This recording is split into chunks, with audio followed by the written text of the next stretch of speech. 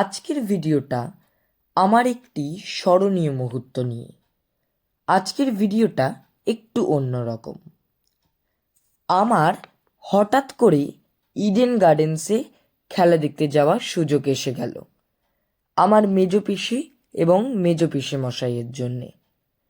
এর আগেও ইডেন গার্ডেন্সে আমি এসেছি, কিন্তু এবার প্রথম আমি আন্তর্জাতিক স্তরে খেলা দেখতে গিয়েছিলাম। এই খেলা ছিল ইন্ডিয়া এবং সাউথ আফ্রিকার টেস্ট ম্যাচ, যেটি শুরু হয় 14ই নভেম্বর থেকে। আমরা গিয়েছিলাম 16ই নভেম্বরে। গেট নাম্বার 13 দিয়ে ঢুকে যে ব্লক দিয়ে আমাদের সিটে গিয়ে বসলাম। প্রথমে প্লেয়ারদের প্র্যাকটিস দেখতে পেলাম, তারপরে দেখলাম আসল খেলা। দর্শকদের মধ্যে চাপা উত্তেজনা ছিল। আমি দেখলাম এই খেলার জন্যে কতজন মিলে একসাথে খেলাটিকে নির্দিষ্ট সময় গুছিয়ে দেয়।